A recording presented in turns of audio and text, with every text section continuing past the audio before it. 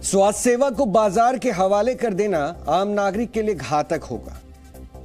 यह चेतावनी वर्ष 1972 में अर्थशास्त्र के नोबेल पुरस्कार विजेता अमेरिका के केनोट एरो ने दी थी और भारत के संदर्भ में 50 साल पुरानी यह चेतावनी अब हकीकत बन चुकी है। आसान भाषा में कहें तो भारत में प्राइवेट अस्पताल नोट छापने की मशीन बन गए। ऐसी मशीन जिसमें मरीज को उत्पाद की तरह ट्रीट किया जाता है और मरीज के परिवार को क्लाइंट की तरह, जिन्हें रेट कार्ड थमा दिया जाता है। इसके बाद शुरू होता है पैसा फेंको तमाशा देखो का खेल। और आज हम प्राइवेट अस्पतालों के इसी मनी गेम को डिकोड करने वाले हैं, जिसका आधार है कंपटीशन कमीशन ऑफ इंडिया यानी कि सीसीआई की इन्वेस्टिगेटिव रिपोर्ट, जो 4 साल तक प्राइवेट अस्पतालों के चाल चरित्र की पड़ताल करके बनाई गई है। वर्ष 2018 से लेकर दिसंबर 2021 तक सीसीआई के महानिदेशक ने दिल्ली एनसीआर के 12 अस्पतालों में लूट खसोट के इस बिजनेस की पड़ताल की है। और ये 6 बड़ी अस्पताल चेन के अस्पताल हैं, जिनके नाम अभी आपके टीवी स्क्रीन पर लगातार हम दिखाते जा रहे हैं। इन अस्पतालों में इलाज करने के बाद मरीज ये सोचता है कि शायद उनके जो तीमारदार हैं वो सोचते हैं कि मरीज ठीक हो जाएगा, लेकिन ये नाम वो हैं जिनके ऊपर रिपोर्ट तैयार की गई है, जो सिर्फ और सिर्फ बिल मोटा करते हैं। इन पड़ताल में पाया गया है कि ये सबसे ज्यादा 6 अस्पताल मैक्स ग्रुप के थे। फोर्टिस ग्रुप के भी 2 अस्पतालों के अलावा दिल्ली के जाने माने सर गंगाराम अस्पताल, अपोलो, बत्रा और सेंट स्टीफन अस्पताल की भी पड़ताल हुई थी। सीसीआई के महानिदेशक ने 4 वर्ष तक की गई जांच के बाद 24 दिसंबर 2021 को अपनी रिपोर्ट सौंप दी थी और उसके बाद 12 जुलाई 2022 को सीसीआई ने इन सभी अस्पतालों से जवाब भी मांगा था। जाहिर है अब तक इन अस्पतालों ने अपनी सफाई में कोई जवाब नहीं दिया है, क्योंकि इन अस्पतालों के पास मरीजों से मनमाने ढंग से पैसा वसूलने के लिए ना तो कोई दलील है और ना ही कोई तर्क। और इसकी वजह भी है। आपको सीसीआई के महानिदेशक की इस जांच रिपोर्ट में सामने आई बातों से ही आपको इसकी वजह का पता चल जाएगा। इसमें पहला पॉइंट है, दिल्ली एनसीआर के ये अस्पताल मरीजों से किसी 3 स्टार या 4 स्टार होटल से भी ज्यादा रूम रेंट वसूल रहे हैं। पॉइंट नंबर 2 जो इस रिपोर्ट में है, उसमें यह बताया गया है कि जांच में शामिल कुछ अस्पताल एमआरआई, एक्सरे और अल्ट्रासाउंड के लिए बाजार के दाम से भी कई गुना ज्यादा कीमत वसूल रहे हैं। और तीसरा पॉइंट यह बताता है कि ये प्राइवेट अस्पताल सिरिंज या फिर सर्जिकल ब्लेड जैसे मेडिकल उपकरणों को भी भारी मुनाफे के साथ मरीज के इलाज में बिल के साथ जोड़ देते हैं। और डीएनए में हम पहले भी कई बार प्राइवेट अस्पतालों की इस लूट नीति का विश्लेषण कर चुके हैं। कोरोना काल से पहले और कोरोना काल के दौरान तो प्राइवेट अस्पताल लूटपाट केंद्र भी बन चुके थे, जिनका लाखों का बिल चुकाने के लिए लोगों को अपना घर तक भी बेचना पड़ा था, जिनकी आवाज बनकर जी न्यूज ने प्राइवेट अस्पतालों के खिलाफ मुहिम भी चलाई थी। और अब सीसीआई की रिपोर्ट में भी प्राइवेट अस्पतालों के बिजनेस मॉडल का खुलासा हुआ है। सीसीआई की इन्वेस्टिगेटिव रिपोर्ट के बाद हम आपको जी न्यूज की भी इन्वेस्टिगेशन रिपोर्ट दिखाते हैं, जिसे देखकर आपको पता चलेगा कि प्राइवेट अस्पताल कैसे मरीज को देखते ही उस पर भेड़िए की तरह झपटते हैं और तब तक नोचते रहते हैं जब तक कि मरीज की जेब से पूरा माल साफ ना कर ले, फिर चाहे इस दौरान मरीज की जान ही क्यों ना चली जाए।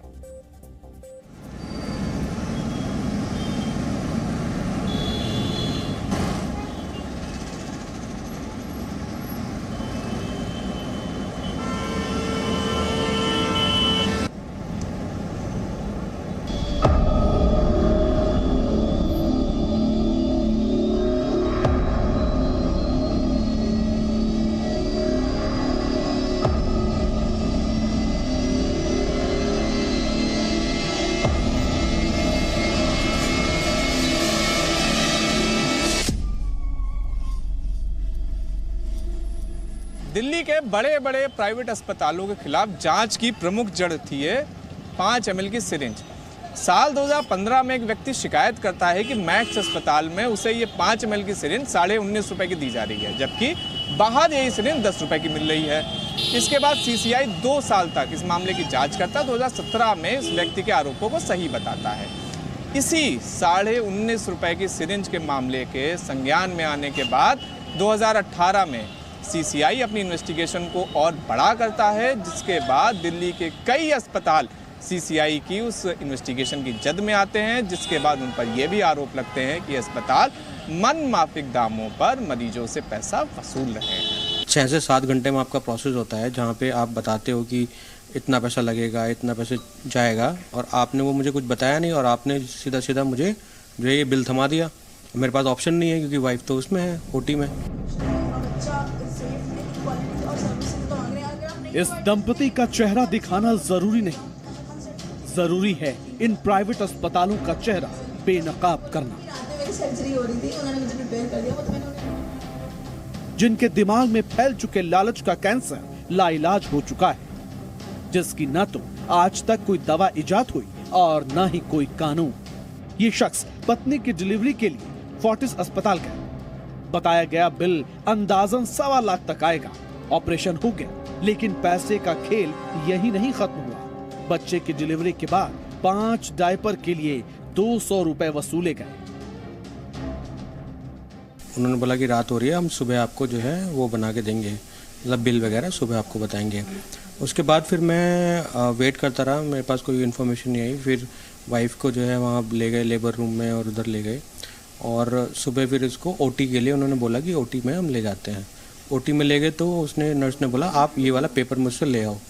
मैं नीचे गया तो नीचे मुझे फाइनेंशियल एडवाइज़र जो होते हैं उन्होंने एक लंबा चौड़ा बिल बना के दे दिया।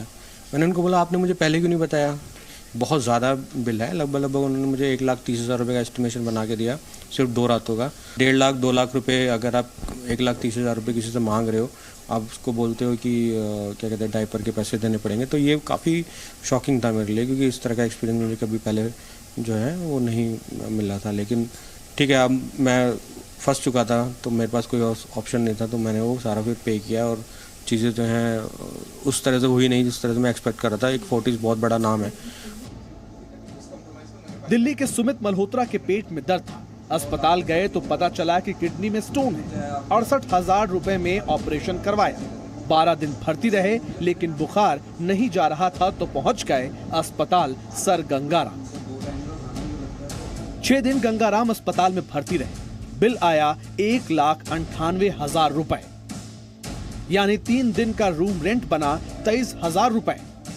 इसका मतलब है कि 1 दिन का 7300 रुपए और 3 दिन का आईसीयू चार्ज 37,500 रुपए, यानी 12,500 रुपए प्रतिदिन।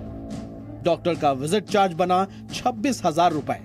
दवाओं का बिल बना 60,000 रुपए। अलग अलग जांच का चार्ज 40,000 रुपए, जिसमें एक अल्ट्रासाउंड भी शामिल है, जिसका चार्ज है 3800 रुपए। यानी किडनी का ऑपरेशन 68,000 में हो गया और सिर्फ इन्फेक्शन का इलाज करवाने में 2 लाख रुपए लग गए। कुल मिलाकर करीब 2.25 लाख रुपए प्राइवेट अस्पतालों की जेब में चले गए। सुमित मल्होत्रा की किडनी ठीक है, लेकिन दिल पर भारीपन। बिल की बात करें तो मेरे पास ये कॉपी है।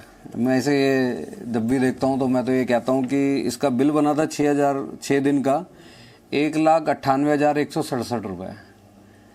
तो मैं तो शुक्र बना रहा था कि अगर मेरी पॉलिसी नहीं होती और कोई इस प्रकार से जाता तो बहुत ज़्यादा दिक्कत होती। लेकिन ये 6 दिन रहा हूँ तो ऐसा लग रहा है कहीं 5 स्टार होटल में रह रहा हूँ, और शायद मैं वहाँ रह रहा तो तब भी उसका इतना बिल नहीं होता। हो सकता है कि जो प्रॉब्लम है अंदर उनके हिसाब से बहुत बड़ी होगी, इसलिए बिल ज़्यादा बड़ा हो गया। 1,98,000 का बिल है। अच्छा, रूम रेंट वगैरह क्या था उसका, मतलब क्या था दूसरे हॉस्पिटल का?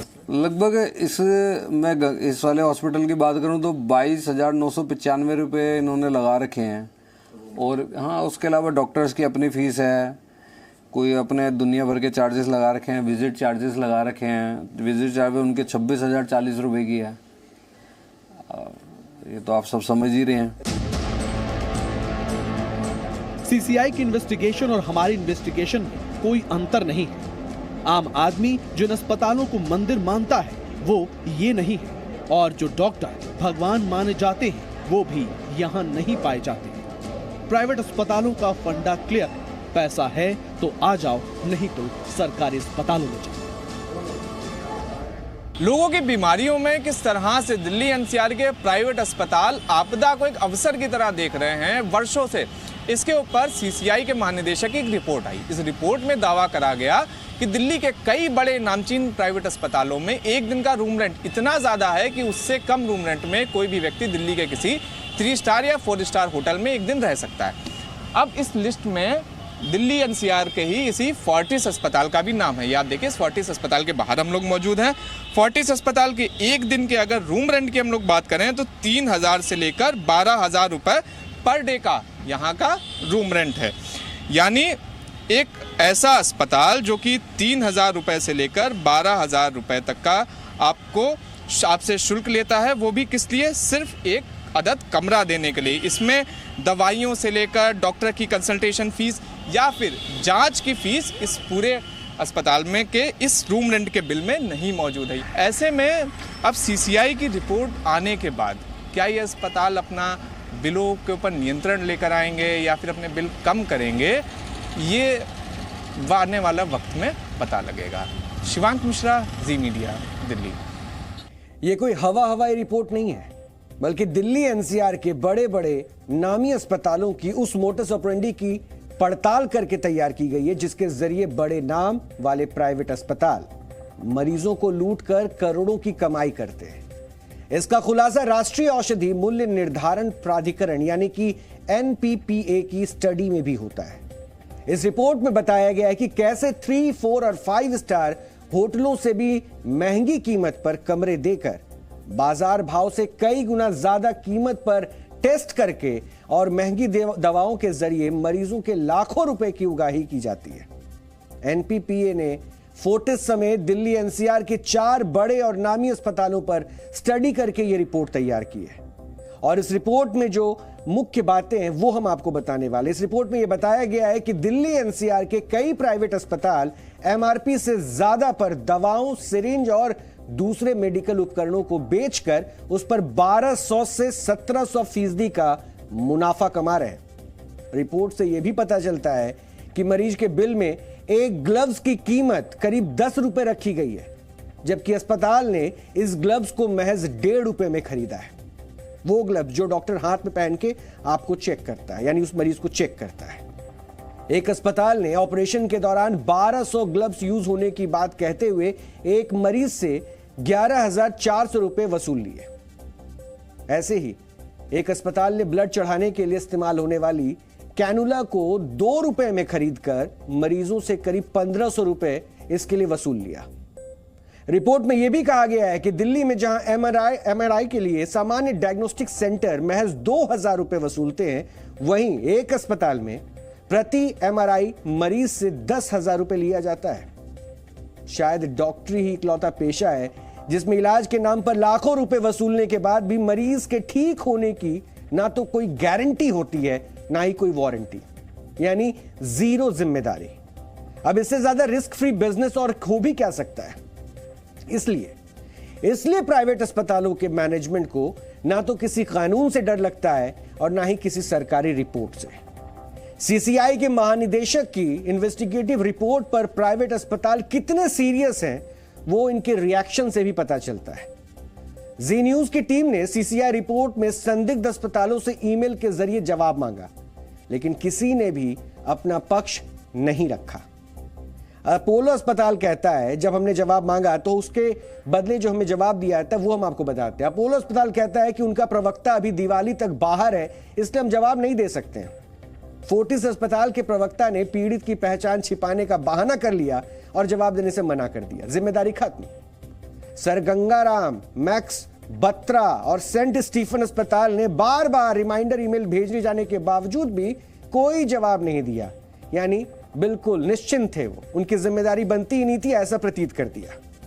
और सीसीआई अगर अपनी इन्वेस्टिगेटिव रिपोर्ट के तथ्यों के आधार पर आरोपी अस्पतालों को दोषी मानती है तो इन अस्पतालों पर अधिकतम 3 वर्षों की कमाई के 10% हिस्से का जुर्माना लगा सकती है। बस इससे ज्यादा इस अस्पतालों का और कुछ भी नहीं बिगाड़ सकता। यही सच है, यही हमारे देश का कानून भी है, जिसमें प्राइवेट अस्पतालों को इलाज के नाम पर लूट मचाने की खुली छूट मिली हुई है। देखिए, इसमें ऐसा है कि जो हॉस्पिटल्स बड़े बड़े हॉस्पिटल बनाए जाते हैं उनका तो इन्वेस्टमेंट होता है, तो हॉस्पिटल के रेट में ऑपरेशन के रेट में, रूम रेट के रेट में डिफरेंस तो होगा, डिफरेंस रहेगा।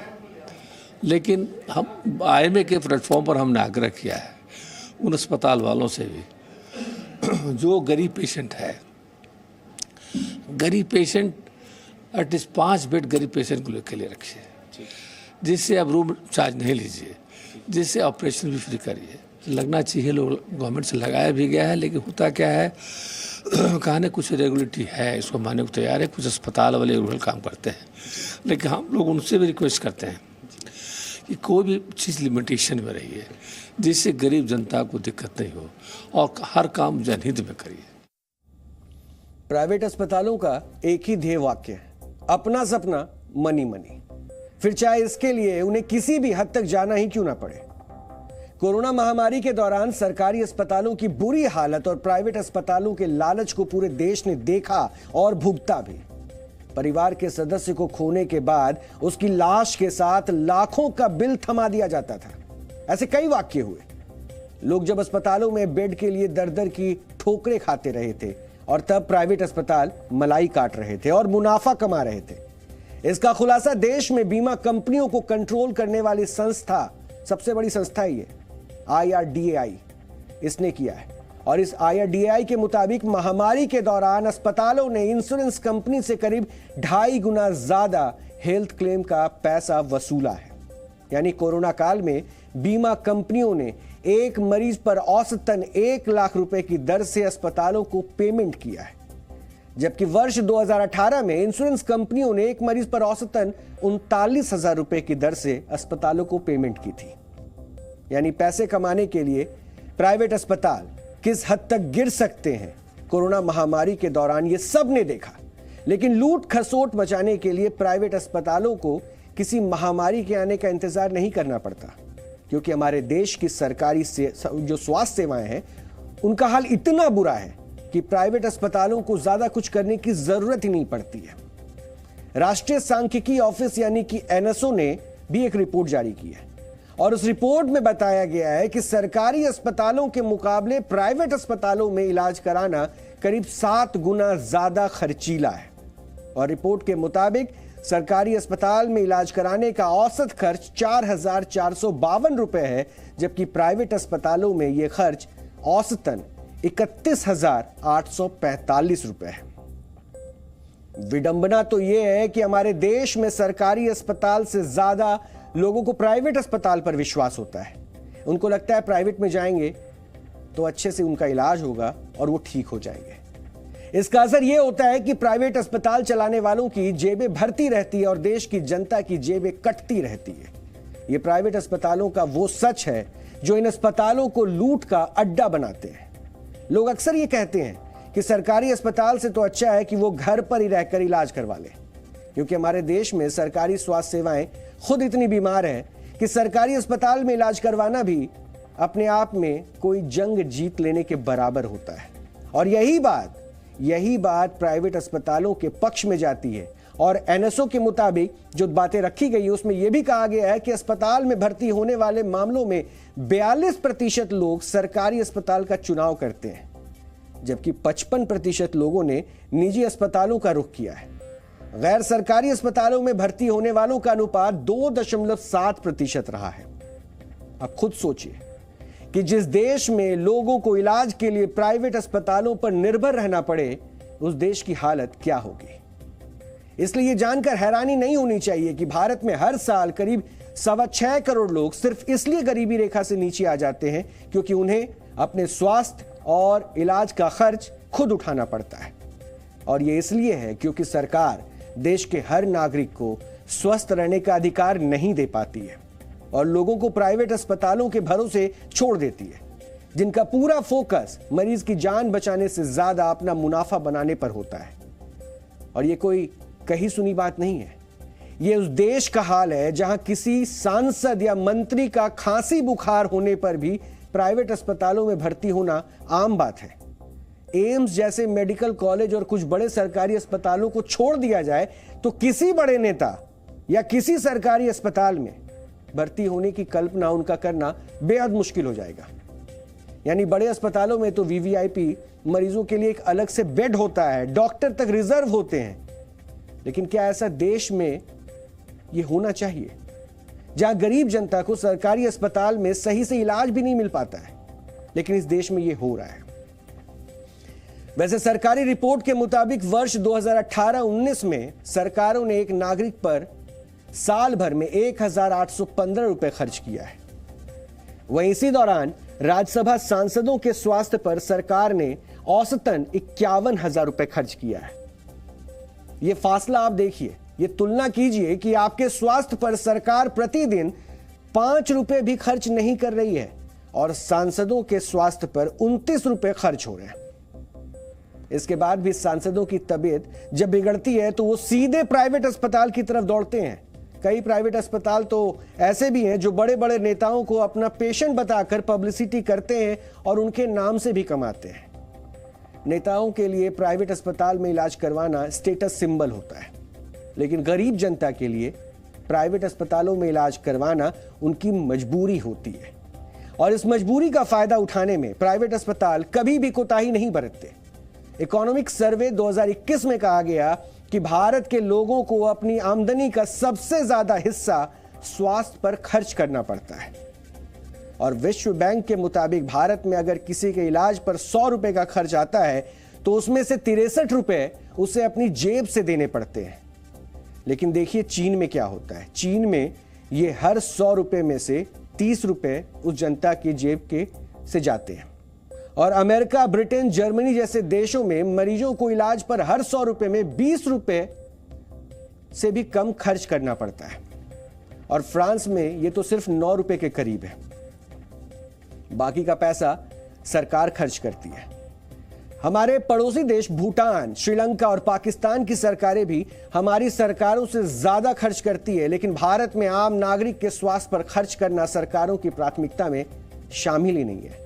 और हैरत की बात तो यह है कि भारत में जहां गरीबी ज्यादा है वहां लोगों को इलाज पर अपनी जेब से ज्यादा पैसा खर्च करना पड़ रहा है और इस वजह से देश में हर साल लाखों लोग गरीब हो रहे हैं। लेकिन प्राइवेट अस्पतालों की मनमानी पर रोक लगाने वाला कोई ढंग का कानून आज तक हमारे देश में नहीं बना है। अगस्त 2022 में सुप्रीम कोर्ट के तत्कालीन चीफ जस्टिस एनवी रमन्ना ने एक कार्यक्रम में प्राइवेट अस्पतालों को आईना दिखाते हुए कहा था कि निजी अस्पताल प्राइवेट कॉरपोरेटर कंपनियों की तरह चलाए जा रहे हैं और समाज की सेवा करने के बजाय इनका मकसद सिर्फ मुनाफा कमाना है।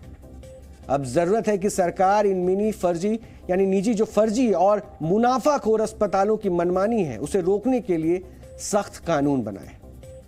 सोचिए, सुप्रीम कोर्ट के चीफ जस्टिस को प्राइवेट अस्पतालों की मुनाफाखोर नीति पर बोलना पड़ा है, लेकिन हमारे देश की सरकारें आम जनता को प्राइवेट अस्पतालों के चंगुल से बचाने में इंटरेस्ट कम लेती है। लेकिन यह जवाबदेही किसकी हो, यह सवाल अगर पूछा जाता है तो सिर्फ खामोशी मिलती है।